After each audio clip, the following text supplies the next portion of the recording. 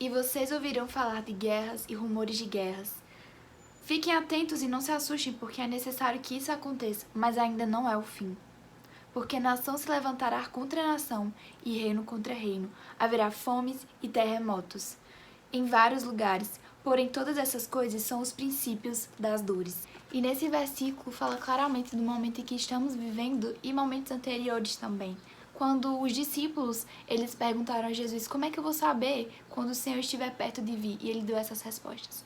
Então, estamos vivendo um tempo que o que o Senhor prometeu está se cumprindo. Ele prometeu que quando ele viesse, ele profetizou que quando estivesse perto dele chegar e vir nos buscar, né, vir buscar aqueles que pertencem a Deus, essas coisas iriam acontecer.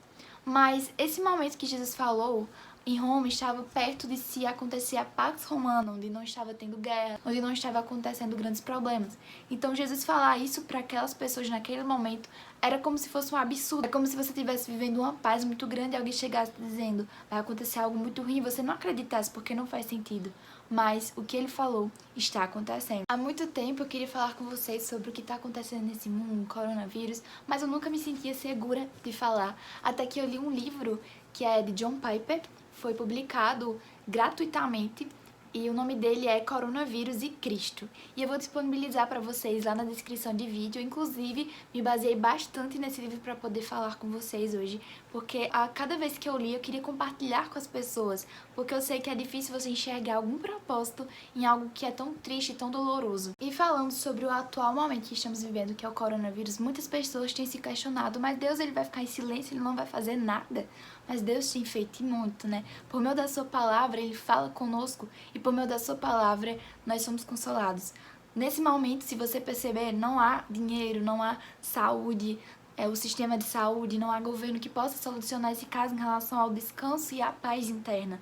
Nem mesmo o próprio coronavírus eles estão podendo controlar, porque, claro, depende de uma ação de Deus, depende da misericórdia de Deus. E eu quero explicar sobre isso bem detalhadamente com vocês, em 6 tópicos que John Piper listou sobre os propósitos de Deus quanto ao coronavírus. O primeiro propósito que Deus tem em relação ao coronavírus é que ele está dando ao mundo no surto do coronavírus, assim como em todas as outras calamidades, uma ilustração física do horror moral e da feiura espiritual do desdenhoso pecado. Então, nesse momento que estamos vivendo, estamos sentindo na pele, literalmente, o horror do pecado. E, na verdade, ele é muito pior do que qualquer doença, certo? Mas por que Deus ele escolheu exatamente uma doença ou outra calamidade ou esses desastres naturais para nos mostrar quão feio, o quão perigoso é o pecado?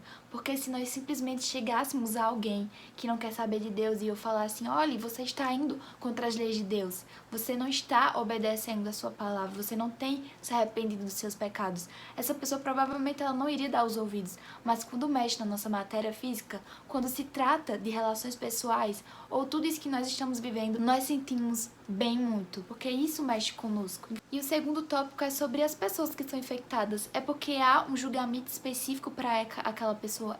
Tem um caráter punitivo. Nem sempre quando a gente contrai uma doença, um exemplo do coronavírus, não quer dizer que estou sendo punida por algum pecado. Claro que pode acontecer, inclusive todos estão sendo punidos pelos pecados, porque todos pecaram.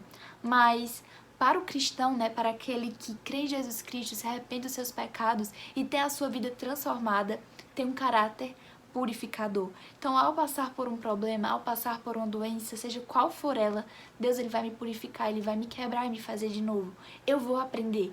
E também pode ter um caráter punitivo, eu posso ter cometido algo e o Senhor, como um pai cuidadoso, ele vai sim me punir. E se eu morrer, o que vai acontecer? Se eu crer em Jesus Cristo, eu vou para a eternidade, porque eu não devo estar apegada às coisas materiais. E é difícil falar isso quando tem tantas pessoas passando por isso. Mas eu não posso simplesmente dizer pra você que não tem nada a ver, que Deus ele não está por trás disso. Na verdade, nada acontece sem a permissão de Deus. E Deus ele decretou que a pandemia iria vir. E ele pode decretar também que ela vai sair. Mas enquanto ela não for embora, os propósitos de Deus vão ser cumpridos. O Piper ele fala que algumas pessoas serão infectadas com o coronavírus, como um julgamento específico de Deus por causa de suas atitudes e ações pecaminosas. Mas os filhos de Deus, eles não vão ter esse caráter punitivo, né, que é a condenação. Porque não há condenação para aqueles que estão em Cristo Jesus. Mas para muitos será assim em caráter punitivo e um chamado para o arrependimento. E não há como negar que o coronavírus também é um alerta de Deus para estarmos prontos para a segunda vinda, porque Jesus virá e Ele vai julgar as pessoas.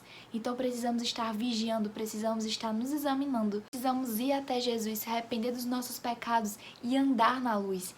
E esse é um processo que é necessário uma análise. E por isso que eu quero conversar com vocês também nesse vídeo sobre arrependimento, ao citar o quarto tópico. Quarto lugar, o coronavírus é a chamada estrondosa de Deus para nos arrependermos e realinharmos a nossa vida ao valor infinito de Cristo. E eu falei várias vezes aqui sobre o arrependimento, mas o que é você se arrepender? É quando há uma mudança de postura em relação àquilo que nós pensamos, àquilo que sentimos. Então, o nosso coração, os nossos pensamentos, eles são realinhados para valorizar a Deus e a Jesus pelo que Ele é. Então, aquilo que era importante antes, que eram os prazeres mundanos, eles são totalmente deixados para lá. E isso não é do dia para a noite, é algo que o Senhor vai trabalhando em nosso coração. Mas como eu sei que eu não me arrependi, quando você troca o tesouro que Deus é pelas coisas deste mundo, quando coloca, por exemplo, o seu trabalho, quando você coloca relacionamentos acima de Deus e você sempre deixa ele de lado, então quer dizer que não houve uma mudança de mente, não houve uma mudança no seu coração.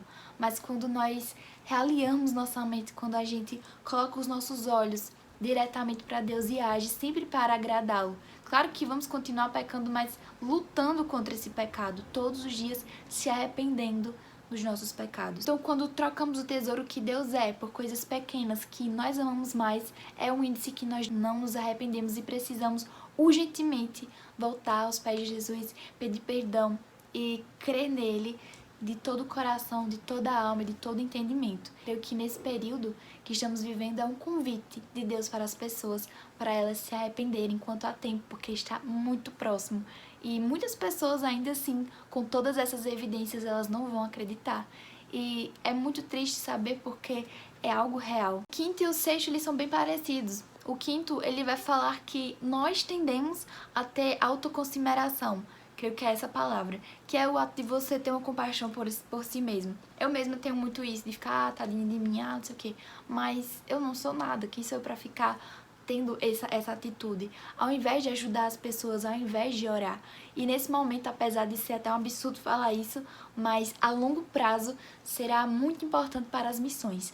Nesse momento, eu creio que muitos missionários estão tendo dificuldades de continuar a missão, mas a longo prazo eu sei que vai ser algo muito importante e se o Senhor determinou, é que haverá propósitos também futuros. E mesmo nesse período nós não devemos fechar a cara, nós não devemos estar com a cara fechada, devemos estar alegres no Senhor na medida do possível, precisamos continuar com as obras, porque a evidência que somos pessoas diferentes, de fato, à luz desse mundo. Não devemos desperdiçar oportunidades quando o Senhor abre a porta de evangelizar. Você percebe, eu não vou evangelizar uma pessoa numa pandemia. Claro que devemos. Precisamos pensar, por exemplo, em Paulo, que ele corria grandes perigos de ser perseguido. Ele chegava numa cidade, ele já sabia que ia ser perseguido e ele era de fato. Mas de forma alguma ele desistiu de levar a palavra do Senhor.